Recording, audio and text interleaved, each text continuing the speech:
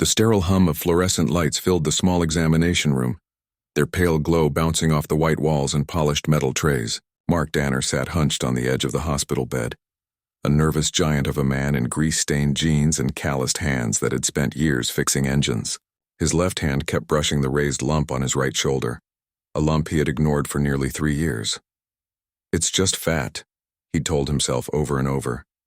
A lipoma, maybe, harmless. But lately that harmless lump had started to ache. Sometimes at night when he lay on his side, he could feel it, pulsing faintly beneath his skin, as though it had a rhythm of its own. He shifted uneasily as Dr. Lauren Kim, a calm woman in her 40s, entered the room with a clipboard. "Mr. Danner," she said with a reassuring smile, "you've had this lump for a while, I see." Mark nodded, avoiding her eyes. "Couple of years, yeah. Never really bothered me till a few weeks ago. Now it's sore. Feels kinda weird." "Weird how?" she asked, pulling on latex gloves. He hesitated. "Feels like it moves sometimes. Probably just in my head." He chuckled, but the sound didn't reach his eyes. Dr. Kim frowned slightly. "Let's take a look." Mark peeled off his shirt. The lump bulged just below his shoulder blade, an ugly oval swelling under stretched skin. The area was slightly red, the veins around it faintly visible. Dr. Kim leaned closer. "Does it hurt when I press here?" "Yeah," Mark winced. "Feels alive." Her hand stilled. "Alive?" He forced a smile. "I'm kidding. Probably a muscle twitch or something." But Dr. Kim didn't smile back. She motioned to her nurse, Tanya, who was preparing the tray beside her. "We'll take a small sample," the doctor said. "Could be a cyst or a benign growth. We'll drain it and test it." Mark nodded, though unease crept into his gut. He watched as Tanya disinfected the area, the sharp smell of antiseptic filling the air. The hum of the fluorescent light seemed to grow louder, harsher. As the anesthesia needle went in, his muscles tensed, then relaxed. His shoulder grew numb, heavy. "All right," Dr. Kim murmured. "You'll just feel some pressure now." The scalpel touched his skin, a tiny slice opening the surface. A small bead of yellowish fluid oozed out. Nothing unusual at first. But then something shifted inside the wound. Both women froze. Dr. Kim leaned closer, her eyes narrowing. "Did you see that?" Tanya nodded, her face pale. "It moved." Mark tried to glance over his shoulder. "What do you mean, moved?" Dr. Kim's voice went low. "Just stay still." She widened the incision slightly.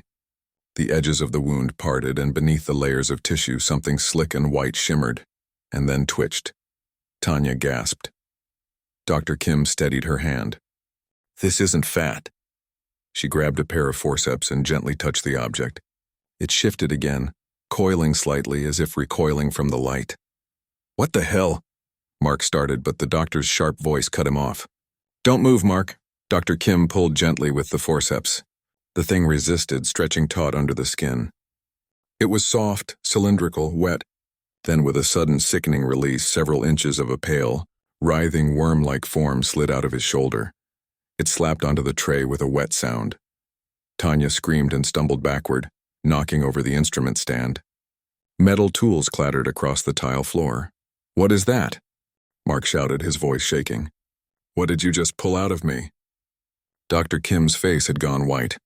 The creature twitched on the tray, coiling and uncoiling in frantic movement, its translucent body glistening under the surgical light. "It's alive," Tanya whispered. "It's actually alive." Dr. Kim forced herself to move, clamping the wriggling parasite in a specimen jar. "It's a larval parasite," she said through gritted teeth. "A large one." Mark's stomach turned. "You're telling me I've had that thing in me?" "Yes," Dr. Kim said quietly. "It's been feeding inside your tissue.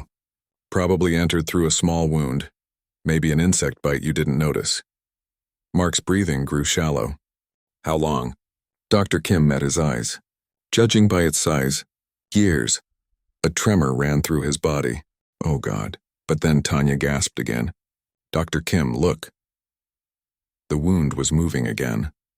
Something else slithered beneath the incision, pushing the skin outward in grotesque ripples. "There's more than one," Dr. Kim whispered. Mark's voice cracked. "Get them out!" "Get them all out!" The doctor worked quickly, her movements precise but shaking.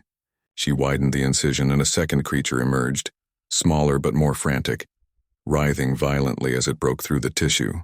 Tanya gagged as it dropped onto the tray, curling around the first one. They twisted together like living threads, slick and pale, their bodies glinting under the harsh light. The smell of blood and antiseptic mixed in the air. Tanya covered her mouth, trembling. "I can't, Dr. Kim, I can't watch this."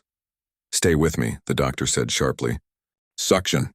Tanya forced herself forward, her hands trembling as she handed the suction tube. The sound of the machine filled the silence as the doctor cleaned the wound, checking for more movement. After what felt like hours, she finally exhaled. "That's all?" "I think that's all." Mark lay pale and shaking, his voice barely a whisper. "They were inside me."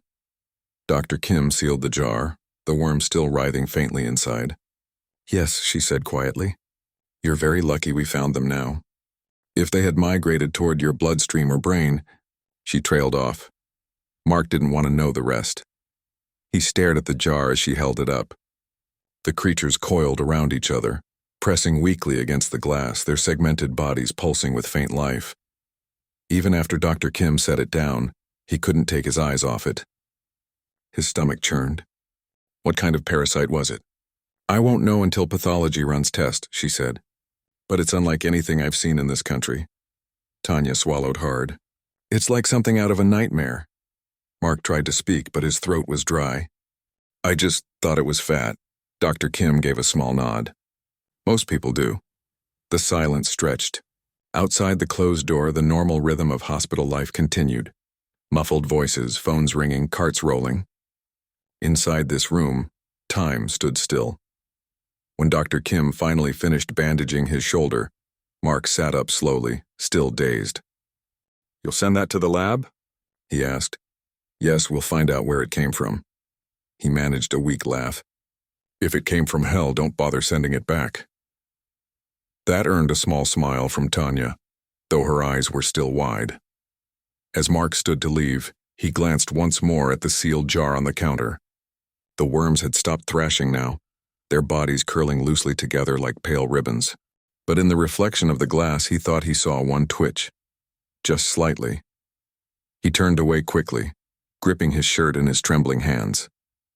"I don't think I'll ever sleep again," he muttered. When he left the room, the doctor and nurse stayed behind in uneasy silence. Tanya finally whispered, "Dr. Kim, do you think there could be more inside him?" Dr. Kim stared at the jar for a long time before answering. "I don't know." Outside in the hallway, Mark adjusted his bandage and took a shaky breath. The hospital lights flickered faintly above him as he walked toward the exit. He told himself it was over, that the nightmare was gone. But as he reached for the door, he felt it, a faint crawling sensation deep in his shoulder blade. For a moment, he froze, paralyzed by the thought. Then he forced a laugh, convincing himself it was just nerves, just phantom pain. He didn't notice the faint ripple that moved just once beneath his skin.